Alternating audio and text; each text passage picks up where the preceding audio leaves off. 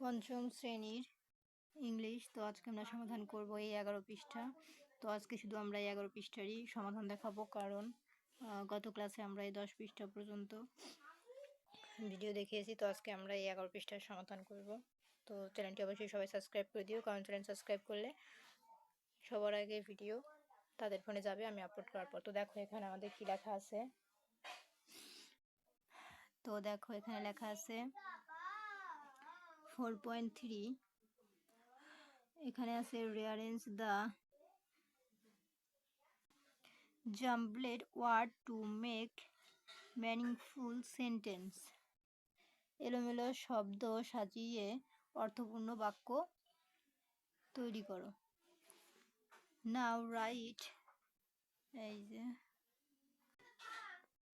Now write the sentence in your exercise book. বাক্য তৈরি করতে বলা হয়েছে। এই অংশে নিচের এলোমেলো শব্দগুলো সাজিয়ে সঠিক বাক্য তৈরি করতে বলা হয়েছে। ঠিক আছে, তো চলো আমরা উত্তরগুলো দেখে নিই। মানে এখানে কিছু উলটপালট শব্দ আছে, যেমন দেখো এই যে উলটপালট লেখা আছে। ঠিক আছে, পুরোটাই উলটপালট। আমরা এগুলোকে সাজিয়ে সঠিকভাবে লিখবো। তো চলো আমরা সঠিকভাবে উত্তরটি দেখি। তো এই দেখো আমাদের উত্তর এখানে আছে ইজ রানিং ইট আউটসাইড। এর সঠিক বাক্য হচ্ছে ইট ইজ রানিং আউটসাইড, বাহিরে বৃষ্টি হচ্ছে। মানে উলটপালট লেখা আছে, আমরা সেটিকে সঠিকভাবে সাজায় লিখবো। তারপর দেখো এখানে বি নাম্বারে লেখা আছে উলটপালট the set sun behind the mountains. সঠিক বাক্য হবে the sun set behind the mountains. সূর্য পাহাড়ের আড়ালে অস্ত যায়। তারপর দেখো এখানে সি নাম্বারে আমাদের উলটপালট কি লেখা আছে। এই যে দেখো সি নাম্বারে আছে in the night twinkle the stars birthday. সঠিক বাক্য the stars twinkle birthday in the night.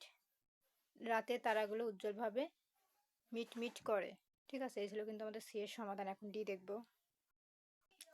তো এই যে দেখো আমাদের D number in the garden beautiful flowers ব্লম।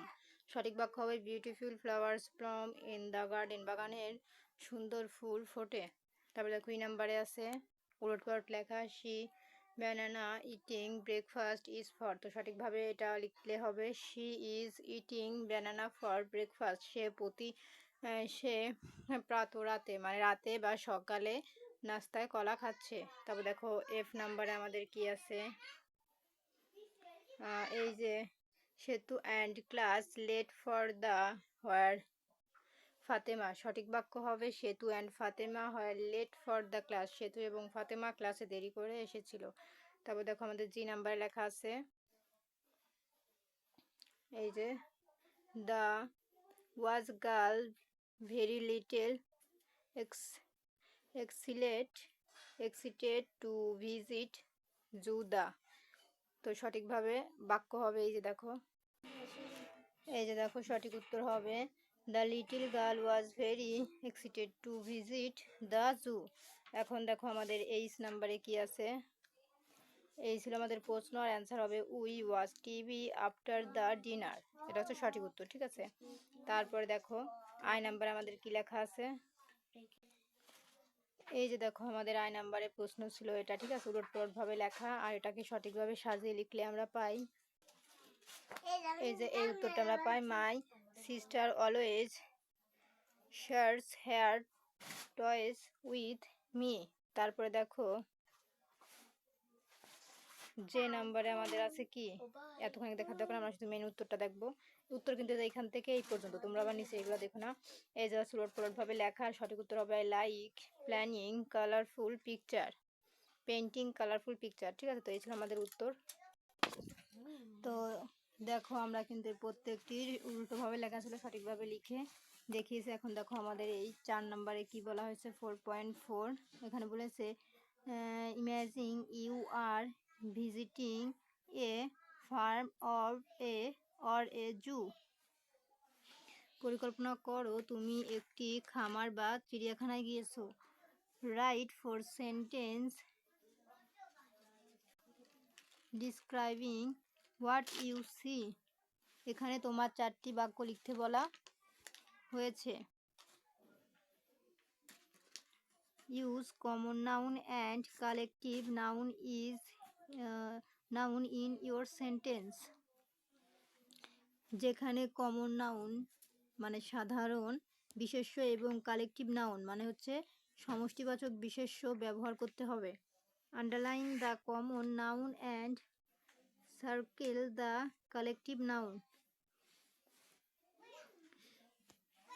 মানে আমরা যেখানে এই কালেকটিভ নাউন ঠিক আছে দেখবো, সেখানে আমরা কি করবো, এই যে এরকম ভাবে দিব, বুঝছো, এরকম ভাবে দাগ দিব। তো চলো আমরা দেখি কোথায় আছে। উদাহরণস্বরূপ এই যে হার্ট, উদাহরণস্বরূপ এখানে আছে হার্ট, তারপর আছে কাউ, তারপরে এখানে আছে ফিল্ড, ঠিক আছে। এখানে হার্ট হলো কালেকটিভ নাউন এবং এই যে কাউস এটা হলো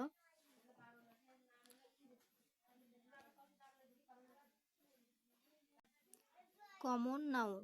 এই কাউস হচ্ছে কমন নাউন, ঠিক আছে। তারপরে ফিল্ড হলো কমন নাউন, এই যে ফিল্ড এটা হচ্ছে আমাদের কমন নাউন, ঠিক আছে। তো আমরা এর মধ্যে লিখবো এ বি সি ডি। তো চলো আমরা এ বি সি ডি দেখে নিই, উত্তরটি দেখে নিই, চলো কি লিখতে হবে। তো দেখো এখানে আমাদের জন্য কিন্তু মানে তোমাদের জন্য 4টি বাক্য আমরা দিয়েছি নমুনা হিসেবে। এই যে দেখো, এই যে I saw a flock of birds flying over the trees. আমি গাছের ওপর দিয়ে এক ঝাঁক পাখি উঠতে দেখলাম, ঠিক আছে। তারপর দেখো এখানে বিতে তোমরা যেটা লিখবা এখান থেকে এই পর্যন্ত, এর বাংলা হচ্ছে একদল সিংহ একটি বড় গাছের নিচে বিশ্রাম নিচ্ছিল, ঠিক আছে। তারপর দেখো এখানে স্কুল, মানে এখানে কালেকটিভ নাউনের উপর আমাদের কিন্তু দাগ দিতে বলেছে। যেমন এই যে এইটার উপর দাগ দিয়েছি, তারপরে আমরা দাগ দিয়েছি কোনটায় দেখো, এই যে দেখো এখানে স্কুল, হ্যাঁ স্কুল লিখে কালেকটিভ নাউন, এখানে আমরা দাগ দিয়েছি। আমরা পুকুরে এক ঝাঁক মাছ সাঁতার কাটতে দেখলাম, ঠিক আছে। We watched at school of fish swimming in the pond, ঠিক আছে। তারপর দেখো 4 নম্বরে আমরা এটা লিখবো, এই যে এখানে আমরা দাগ দিয়েছি, ঠিক আছে। তো এরকম ভাবে তোমরা 4টি ঘরে এ বি সি ডি এরকম লিখে দেবো। একদল বানর ডালপালার মধ্যে লাফালাফি করছিল। তো এই ছিল কিন্তু আমাদের সমাধান। তো দেখো এরকম যেরকম দাগ দিয়েছে, তো আমরা এমন এমন বাক্য লিখবো তার মধ্যে যে কালেকটিভ নাউন থাকে, ঠিক আছে, কমন নাউন থাকে, সেগুলো সেই বাক্যের মধ্যে থাকলে আমরা এরকম ভাবে দাগ দিব বা এরকম ভাবে গোল দিব, ঠিক আছে।